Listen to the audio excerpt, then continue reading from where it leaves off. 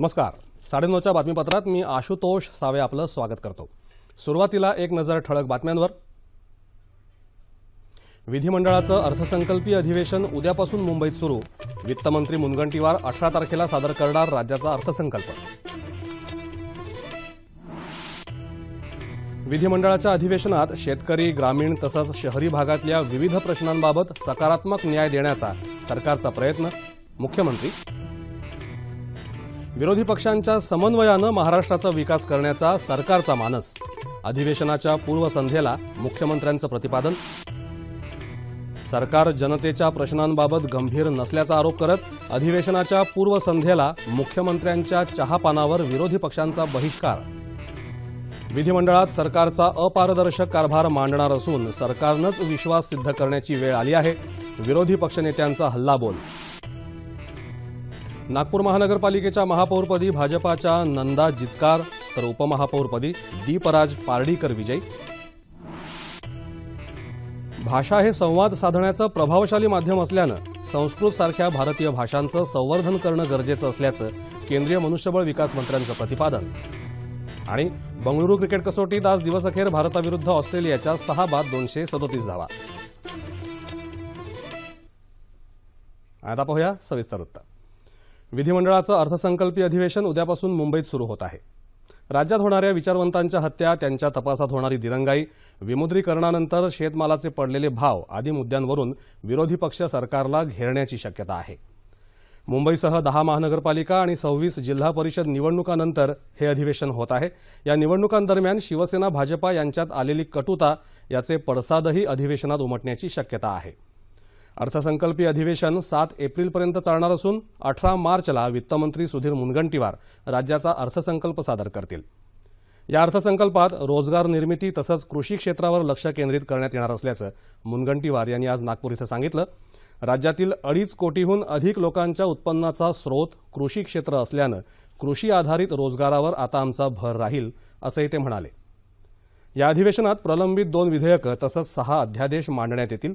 पुरवणी मागण्यांवर 14 मार्चला चर्चा होणार आहे. यंदा प्रथमच काही शनिवार सभागृहाचं कामकाज चालणार आहे. दिवंगत पंतप्रधान इंदिरा गांधी यांची जन्मशताब्दी, राष्ट्रवादी काँग्रेसचे अध्यक्ष शरद पवार यांच्या संसदीय कारकिर्दीला पूर्ण झालेली 50 वर्ष तसंच ज्येष्ठ विधिमंडळ सदस्य गणपतराव देशमुख यांची 55 वर्षांची संसदीय कारकीर्द या निमित्तानं सभागृहात गौरव प्रस्ताव मांडण्यात येणार आहे. राज्य विधिमंडळाच्या उद्यापासून सुरू होणाऱ्या अर्थसंकल्पीय अधिवेशनात शेतकरी तसंच ग्रामीण आणि शहरी भागातल्या विविध प्रश्नांना सकारात्मक न्याय देण्याचा सरकारचा मानस असल्याचं मुख्यमंत्री देवेंद्र फडणवीस यांनी स्पष्ट केलं. अधिवेशनाच्या पूर्वसंध्येला आज आयोजित करण्यात आलेल्या चहापानानंतर आयोजित केलेल्या पत्रकार परिषदेत ते बोलत होते. राज्य सरकार कर्जमाफीच्या बाजूनं असून ही कर्जमाफी कधी आणि कशी द्यावी याचा निर्णय उचित वेळी घेऊ असंही मुख्यमंत्री म्हणाले. शेतकऱ्यांच्या हितासाठी दीर्घकालीन योजना आखणं आवश्यक असून गुंतवणुकीच्या माध्यमातून कृषी क्षेत्राचा शाश्वत विकास करण्याचा सरकारचा प्रयत्न असल्याचंही त्यांनी सांगितलं. शेतकऱ्यांना नुकसान भरपाईच्या संदर्भात नुकतीच आपण 894 कोटी रुपयाची नुकसान भरपाई दिली आहे, ज्याच्यामध्ये रबीची नुकसान भरपाई आहे, खरीपाची आहे. त्यापूर्वी आपण खरीपाची 4205 कोटीची देखील दिली होती, नुकसान भरपाई दिली होती. मोठ्या प्रमाणात पीक विम्याची जी योजना आपण केली होती त्या योजनेचा लाभ देखील आता शेतकऱ्यांना या ठिकाणी आपण देतो आहोत. त्याचबरोबर मागच्या काळामध्ये विदर्भातल्या ज्या जिल्ह्यांची पैसेवारी कमी होती त्यांना देखील आम्ही लाभ देण्याचा निर्णय घेतला होता. त्या संदर्भात देखील आता केंद्र सरकारने जी काही मदत आहे ती आपल्याला रिलीज केलेली आहे आणि त्या मदतीतनं आणि आपली मदत देऊन आपण ते पैसे देखील संपूर्ण देतो. आणि या सगळ्या वितरणामुळे जे काही शेतकऱ्यांचे रबीचे आणि खरीपाचे जे काही नुकसान भरपाईचे पैसे होते ते राज्य सरकारच्या वतीनं पूर्णपणे वितरित हे या ठिकाणी केले जात आहेत. शेती क्षेत्रातील गुंतवणूक वाढून उत्पादकता वाढली पाहिजे हा येणाऱ्या काळात सरकारचा प्रयत्न राहील असं मुख्यमंत्र्यांनी सांगितलं. यंदा राज्यात तुरीचं विक्रमी उत्पादन झालं असून आतापर्यंत खरेदी केंद्रात 17 लाख क्विंटल तूर 5050 रुपये या हमी भावानं खरेदी करण्यात आला आहे. तुरीसाठी बारदानं कमी पडत असल्यानं 16 लाख बारदानं खरेदी करण्यात येत असून मोठ्या प्रमाणावर झालेल्या खरेदीमुळे खासगी गोदामं भाड्यानं घेऊन साठवणूक करण्यात येत आहे. हरभऱ्यांचंही चांगलं उत्पादन होत असून तुरीच्या धर्तीवरच हरभऱ्याचीही खरेदी करण्यात येईल असं ते म्हणाले. विरोधी पक्षनेत्यांकडे मांडण्यासाठी दुर्दैवानं कुठलेच नवे मुद्दे नसल्याची टीका त्यांनी केली. निवडणुकीत जनतेनं सत्तारूढ पक्षांवर विश्वास दाखवला असल्यानं विरोधी पक्ष निराश झाल्याचंही ते म्हणाले. मात्र विरोधी पक्षांना सोबत घेऊन समन्वयानं महाराष्ट्राचा विकास करण्याचा सरकारचा निश्चितच प्रयत्न राहील असंही मुख्यमंत्री म्हणाले. मुख्यमंत्र्यांच्या पत्रपरिषदेनंतर शिवसेना नेते तसंच राज्याचे पर्यावरण मंत्री रामदास कदम यांनीही पत्रकार परिषद घेतली. शेतकऱ्यांना कर्जमाफी, राज्यातील कायदा आणि सुव्यवस्थेची स्थिती आदी मुद्द्यांवरून उद्यापासून सुरू होणाऱ्या विधिमंडळाच्या अर्थसंकल्पीय अधिवेशनात सरकारला कोंडीत पकडणार असल्याचं आज मुंबईत झालेल्या विरोधी पक्षांच्या पत्रपरिषदेत स्पष्ट करण्यात आलं. जनतेच्या प्रश्नांबाबत सरकार गंभीर नसल्याचा आरोप करत अधिवेशनाच्या पूर्वसंध्येला आज मुख्यमंत्र्यांनी आयोजित केलेल्या चहापानावर बहिष्कार घालत असल्याचा निर्णयही विधानसभेतले विरोधी पक्षनेते राधाकृष्ण विखे पाटील आणि विधान परिषदेतले विरोधी पक्षनेते धनंजय मुंडे यांनी जाहीर केला. या अधिवेशनात सरकारचा अपारदर्शक कारभार आम्ही मांडणार असल्याचं विखे पाटील यांनी सांगितलं. राज्यातली कायदा आणि सुव्यवस्था देशोधडीला लागली आहे असा आरोपही त्यांनी केला. गेल्या काही दिवसात राजकीय हत्यांच्या घटनांमध्ये वाढ झाली आहे. या अधिवेशनात नरेंद्र दाभोलकर तसंच कॉम्रेड पानसरे हत्या मुद्द्यावरून सरकारला धारेवर धरणार असल्याचंही त्यांनी स्पष्ट केलं. उत्तर प्रदेशात जर शेतकऱ्यांना कर्जमाफी करत असाल तर महाराष्ट्रातही शेतकऱ्यांचं कर्ज माफ करावं असं ते म्हणाले. स्थानिक स्वराज्य संस्थांच्या निवडणुकीत भाजपा आणि शिवसेनेचा खरा चेहरा समोर आल्याची टीकाही विखे पाटील यांनी केली.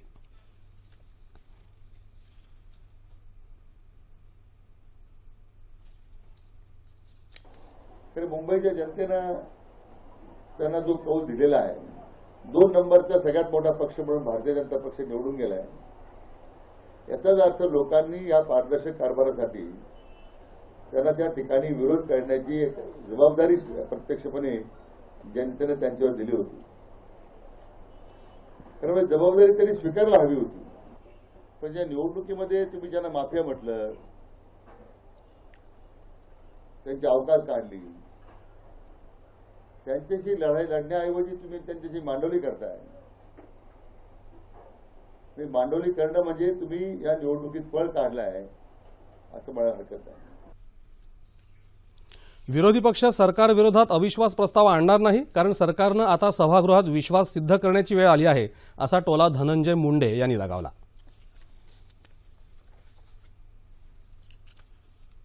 या राज्यातील कापूस उत्पादक शेतकरी, सोयाबीन उत्पादक शेतकरी, धान उत्पादक शेतकरी, फळभाज्या उत्पादक शेतकरी, फळबाग उत्पादक शेतकरी, दूध उत्पादक शेतकरी या सर्वांना या नोटबंदीच्या दुष्काळाला सामोरं जावं लागलं. सोयाबीन उत्पादक शेतकऱ्यांना हमीभाव 4,000 रुपये असताना नोटबंदीच्या त्या काळात 2,200 रुपये क्विंटल सोयाबीन विकावं लागलं. 3 आणि 3,500 हजार रुपये क्विंटल तूर डाळ शेतकऱ्यांना विकावी लागते. एकीकडे 3 वर्ष निसर्गाने मारलं आणि आता हे सरकार मारत आहे. या अर्थसंकल्पीय अधिवेशनात विरोधी पक्ष म्हणून आमची पहिली मागणी सरकारकडे असेल. गेली 3 वर्ष झालं आम्ही सुद्धा मागच्या 6 अधिवेशनामध्ये राज्याच्या सर्व शेतकऱ्यांची कर्जमाफी व्हावी ही मागणी करतोय. आता या अर्थसंकल्पीय अधिवेशनामध्ये शेतकऱ्यांची कर्जमाफी झालीच पाहिजे ही भूमिका विरोधी पक्षाची या ठिकाणी राहणार आहे.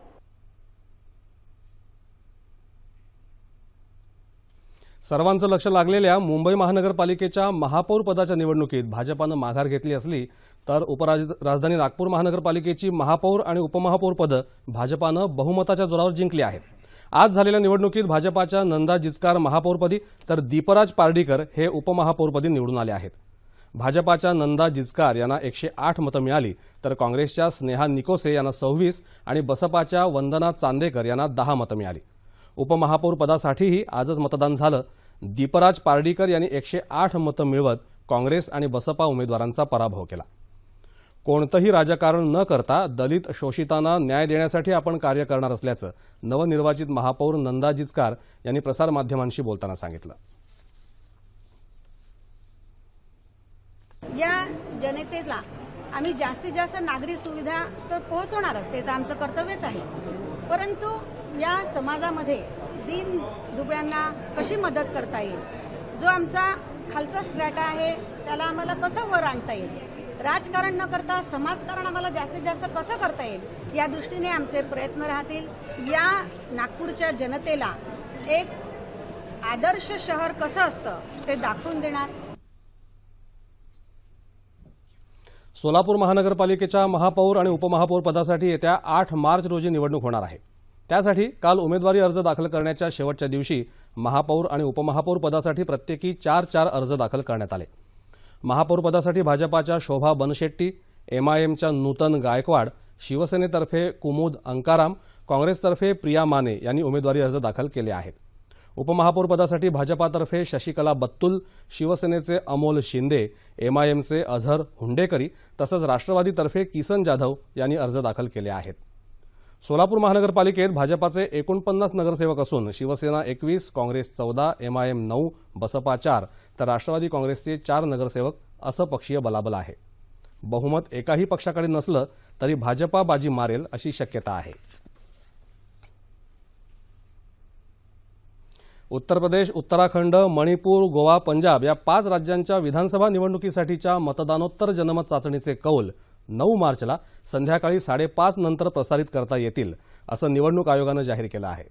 उत्तर प्रदेशमधल्या अलापूर मतदारसंघात तसंच उत्तराखंडमधल्या कर्णप्रयाग या मतदारसंघातील मान्यताप्राप्त पक्षांच्या उमेदवारांचं निधन झाल्यामुळे या दोन्ही ठिकाणी येत्या गुरुवारी 9 तारखेला मतदान घेण्यात येणार आहे। त्यामुळे मतदानाची वेळ संपल्यानंतर म्हणजे संध्याकाळी 5:30 वाजल्यानंतर चाचणीचे कौल प्रसारित करता येतील असं आयोगानं स्पष्ट केलं आहे। निवडणूक आयोगाच्या यापूर्वीच्या अधिसूचनेनुसार 8 तारखेला संध्याकाळी जनमत चाचणी कौल जाहीर करता येणार होते, मात्र 2 मतदारसंघात 9 तारखेला मतदान होत असल्यानं निवडणूक आयोगानं ही नवी तारीख जाहीर केली आहे। निवडणूक कायद्यानुसार सर्व राज्यातील सर्व टप्प्यातील मतदान पूर्ण झाल्यानंतर अर्धा तासाच्या कालावधीनंतर जनमत चाचणी प्रसिद्ध करता येते। भाषा हे संवाद साधण्याचं प्रभावशाली माध्यम असल्यानं संस्कृतसारख्या भारतीय भाषांचं संवर्धन करणं हे आपलं कर्तव्य असल्याचं केंद्रीय मनुष्यबळ विकास मंत्री प्रकाश जावडेकर यांनी सांगितलं। नागपूरमधल्या रामटेक इथल्या कवी कुलगुरू कालिदास संस्कृत विद्यापीठाच्या 7व्या दीक्षांत समारंभात ते आज प्रमुख पाहुणे म्हणून बोलत होते। भारतीय भाषांचं गतवैभव प्राप्त करून देण्यासाठी या भाषांच्या विकासाला केंद्र सरकार प्राधान्य देत असल्याचंही त्यांनी सांगितलं। संस्कृत ही सर्व भारतीय भाषांची जननी असल्याचंही ते म्हणाले। संस्कृत भाषा केवळ प्राचीन वाङ्मयापुरती मर्यादित न राहता या संदर्भात नव्यानं अभ्यासक्रम सुरू करण्याची गरज त्यांनी व्यक्त केली। सर्व भाषांचा समान आदर केला पाहिजे असंही त्यांनी सांगितलं। मनुष्यबळ विकास मंत्रालयानं राष्ट्रीय शैक्षणिक ठेवा अर्थात नॅशनल अकॅडमिक डिपॉझिटरी हा उपक्रम हाती घेतला असल्याचं ते म्हणाले। या उपक्रमात विद्यापीठांच्या पदव्या डिजिटाइज स्वरूपात साठवून ठेवण्यात येतील। या उपक्रमामुळे बनावट पदवी प्रमाणपत्रांसारख्या गैरप्रकारांना आळा बसेल असा विश्वास त्यांनी व्यक्त केला। विद्यार्थ्यांनी आपल्या शिक्षणाचा उपयोग राष्ट्राच्या भल्यासाठी करावा असं कवी कुलगुरू कालिदास संस्कृत विद्यापीठाच्या कुलगुरू डॉक्टर उमा वैद्य यांनी सांगितलं। यावेळी जावडेकर यांच्या हस्ते विशेष प्रावीण्य मिळवणाऱ्या विद्यार्थ्यांना गौरवण्यात आलं। सांगली जिल्ह्यातल्या म्हैसाळ गावात अवैध गर्भलिंग निदान चाचणी आणि गर्भपात होत असल्याच्या संशयावरून पोलिसांनी डॉक्टर बाबासाहेब खिद्रापुरे यांच्याविरुद्ध कारवाई केली आहे। या कारवाईत डॉक्टर खिद्रापुरे यांच्या रुग्णालयाच्या परिसरात जमिनीत पुरलेल्या 19 पिशव्यांमध्ये मृत भ्रूणांचे अवशेष आढळले आहेत। 3 दिवसांपूर्वी स्वाती प्रवीण जमदाडे या महिलेचा गर्भपात करत असताना तिचा मृत्यू झाला। 2 मुलींनंतर तिसरी मुलगीच होणार असल्यानं प्रवीण जमदाडेनं आपली पत्नी स्वातीला गर्भपात करण्यासाठी म्हैसाळ इथं आणलं होतं। स्वाती जमदाडेचा मृत्यूनंतर या प्रकरणाचा तपास करताना म्हैसाळ इथली जमीन जेसीबीच्या सहाय्यानं खोदली असताना पोलिसांना जमिनीत पुरलेल्या 19 पिशव्या हाती लागल्या आहेत। या तपासात डॉक्टर खिद्रापुरेच्या दवाखान्यात गर्भपात होत असल्याचं निष्पन्न झालं। डॉक्टर खिद्रापुरेच्या दवाखान्यातून भूल रजिस्टर, बिल रजिस्टर, शस्त्रक्रिया तसंच गर्भपातासाठी वापरलं जाणारं साहित्य जप्त करण्यात आल्याचं पोलीस अधीक्षक दत्तात्रय शिंदे यांनी सांगितलं। दरम्यान मिरज ग्रामीण पोलिसांनी प्रवीण जमदाडे यांना अटक केली असून डॉक्टर खिद्रापुरे यांच्यावर गुन्हा दाखल केला आहे। पदवीपर्यंत मराठी भाषेची सक्ती करणं गरजेचं आहे असं प्रतिपादन अखिल भारतीय मराठी साहित्य संमेलनाचे अध्यक्ष डॉक्टर अक्षयकुमार काळे यांनी केलं। ते आज नंदुरबारमध्ये 7व्या जिल्हा साहित्य संमेलनाच्या उद्घाटन प्रसंगी बोलत होते।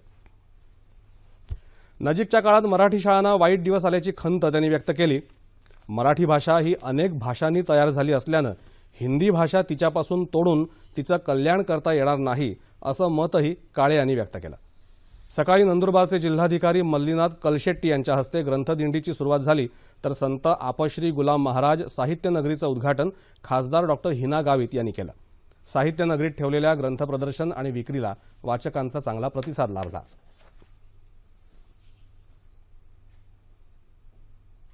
रायगड जिल्ह्यातल्या अलिबाग, पेण, वडखळ, पनवेल, कर्जत या भागात भाताच्या पिकातून पुरेसं उत्पन्न मिळत नसल्यानं तिथल्या शेतकऱ्यांनी तिथलं खास वैशिष्ट्य असलेल्या पांढऱ्या कांद्याचं पीक उत्पादन घ्यायला सुरुवात केली आहे. अतिशय चविष्ट, औषधी आणि बहुपयोगी असणाऱ्या या कांद्याला ग्राहकांकडून मोठी मागणी असते. एका माळेत लहान मोठ्या आकाराचे 30 ते 35 कांदे असून त्यांचं वजन सुमारे 3 ते 3.5 किलो असतं. एका माळेला 100 ते 150 रुपये भाव मिळत असून एकरी 1 ते 1.5 लाखांचा निव्वळ नफा शेतकऱ्यांना मिळत आहे. कांद्यामध्ये अ, ब, क जीवनसत्व असतात, त्यामुळे रोजच्या जेवणात कांद्याच्या वापराला अनन्य स्थान प्राप्त झालं आहे. तसंच खोकला, ताप, हृदयरोग, क्षयरोग, मूळव्याध अशा रोगांवरही हा कांदा गुणकारी आहे.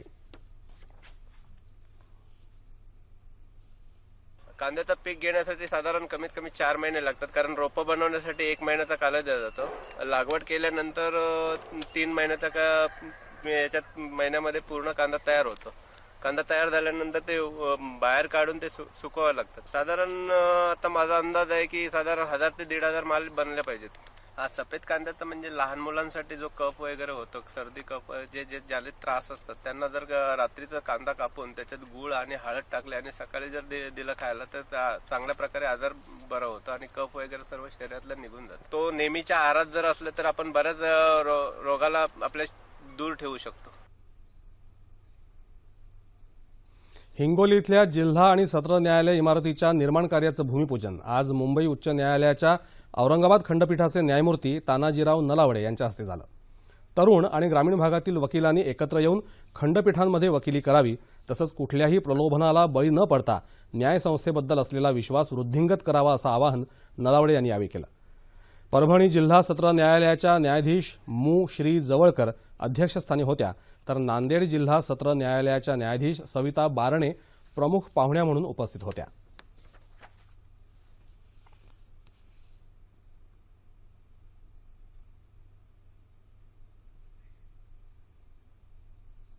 ई पोर्टलच्या माध्यमातून महिला बचत गटांनी तयार केलेल्या उत्पादनांच्या विक्रीसाठी ऑनलाईन सुविधा उपलब्ध करून देण्यात येईल.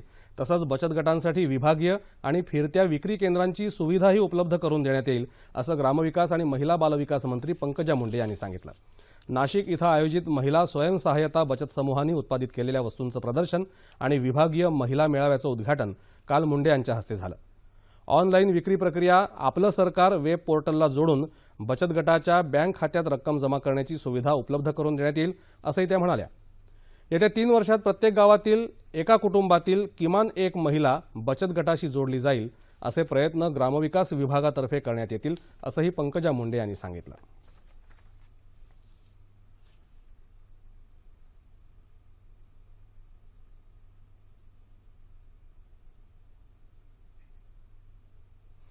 मुंबईतल्या मरीन ड्राईव्हजवळ सुरू असलेल्या P1 पॉवरबोट शर्यतीत आज बलिनो RS बूस्टर जेट संघानं P1 पॉवरबोट इंडियन ग्रांप्री स्पर्धेचं विजेतेपद पटकावलं. विजेतेपदाबरोबरच या संघाला $50,000 रोख पारितोषिकही देण्यात आलं. गेले 3 दिवस प्रेक्षकांना पॉवर बोटिंगचा सागरी थरार अनुभवता आला. ताशी 120 किलोमीटर वेगानं चालणाऱ्या पॉवर बोटींनी उपस्थितांना थक्क केलं होतं.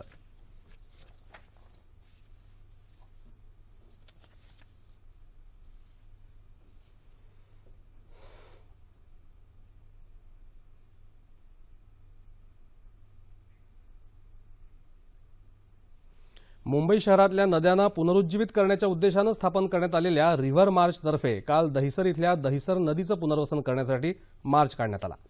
दहिसर नदीचा संजय गांधी राष्ट्रीय उद्यानातल्या गायमुखापासून उगम होऊन तो उत्तन गावापर्यंत एकूण 13 किलोमीटर एवढा तिचा प्रवाह आहे. नदीच्या पुनरुज्जीवनासाठी दहिसर इथल्या रुस्तमजी मैदानापासून काढण्यात आलेल्या मार्चमध्ये स्थानिक आमदार मनीषा चौधरी, अनेक संस्थांचे पदाधिकारी, विद्यार्थी आणि नागरिक उपस्थित होते. नदीच्या पुनरुज्जीवनासाठी 300 कोटी रुपयांची तरतूद करण्यात आली आहे, अशी माहिती मनीषा चौधरी यांनी यावेळी दिली. रिव्हर मार्चच्या वतीनं मुंबईतल्या मिठी, ओशिवरा, पोयसर आणि दहिसर या नद्यांचं पुनरुज्जीवन करण्यासाठी प्रयत्न सुरू आहेत. रिव्हर मार्चचं हे 3रं वर्ष आहे. क्रिकेट वृत्त. बंगळुरू इथं भारत ऑस्ट्रेलिया दरम्यान सुरू असलेल्या दुसऱ्या क्रिकेट कसोटी सामन्याचा आजचा दुसऱ्या दिवसाचा खेळ संपला तेव्हा ऑस्ट्रेलियाच्या पहिल्या डावात 6 गडी बाद 237 धावा झाल्या होत्या. ऑस्ट्रेलियाचे 4 गडी अद्याप खेळायचे बाकी असून ऑस्ट्रेलियानं आतापर्यंत भारतावर 48 धावांची आघाडी घेतली आहे. आज सकाळी वॉर्नरला बाद करून अश्विननं ऑस्ट्रेलियाला पहिला धक्का दिला. त्यानंतर कर्णधार स्मिथ केवळ 8 धावा करून तंबूत परतला. त्याला जडेजानं बाद केलं. 60 धावा करणाऱ्या रेनशॉलाही जडेजानंच बाद केलं. हॅडस्कॉम्ब 16 धावांवर बाद झाला. जडेजाचा हा तिसरा बळी ठरला. मिशेल मार्श भोपळाही न फोडता तंबूत परतला. ईशांत शर्मानं त्याला बाद केलं. 66 धावा करणाऱ्या शॉन मार्शला उमेश यादवनं तंबूत धाडलं. रवींद्र जडेजानं 3 गडी बाद केले तर अश्विन, उमेश यादव आणि ईशांत शर्मा यांनी प्रत्येकी 1 गडी बाद केला. तापमान अंश सेल्सिअसमध्ये मुंबई कमाल 33, किमान 19, नागपूर 35, 17, पुणे 34, 12, औरंगाबाद 35, 17, नाशिक 33, 14, कोल्हापूर 35, 17, रत्नागिरी 32, 19, सोलापूर 38, 19 आणि अमरावती कमाल 35 आणि किमान 16 अंश सेल्सिअस. आणि शेवटी ठळक बातम्या पुन्हा एकदा. विधिमंडळाचं अर्थसंकल्पीय अधिवेशन उद्यापासून मुंबईत सुरू. वित्तमंत्री मुनगंटीवार 18 तारखेला सादर करणार राज्याचा अर्थसंकल्प. विधिमंडळाच्या अधिवेशनात शेतकरी, ग्रामीण तसंच शहरी भागातल्या विविध प्रश्नांबाबत सकारात्मक न्याय देण्याचा सरकारचा प्रयत्न, मुख्यमंत्री. विरोधी पक्षांच्या समन्वयानं महाराष्ट्राचा विकास करण्याचा सरकारचा मानस, अधिवेशनाच्या पूर्वसंध्येला मुख्यमंत्र्यांचं प्रतिपादन. सरकार जनतेच्या प्रश्नांबाबत गंभीर नसल्याचा आरोप करत अधिवेशनाच्या पूर्वसंध्येला मुख्यमंत्र्यांच्या चहापानावर विरोधी पक्षांचा बहिष्कार. विधिमंडळात सरकारचा अपारदर्शक कारभार मांडणार असून सरकारनंच विश्वास सिद्ध करण्याची वेळ आली आहे, विरोधी पक्षनेत्यांचा हल्लाबोल. नागपूर महानगरपालिकेच्या महापौरपदी भाजपाच्या नंदा जिचकार तर उपमहापौरपदी दीपराज पार्डीकर विजयी. भाषा हे संवाद साधण्याचं प्रभावशाली माध्यम असल्यानं संस्कृत सारख्या भारतीय भाषांचं संवर्धन करणं गरजेचं असल्याचं केंद्रीय मनुष्यबळ विकास मंत्र्यांचं प्रतिपादन. आणि बंगळुरू क्रिकेट कसोटीत आज दिवसअखेर भारताविरुद्ध ऑस्ट्रेलियाच्या 6 बाद 237 धावा. याबरोबरच हे बातमीपत्र संपलं. तेव्हा पुन्हा भेटूया उद्या सकाळी 8:30 वाजता आपल्या सह्याद्री वाहिनीवर. नमस्कार.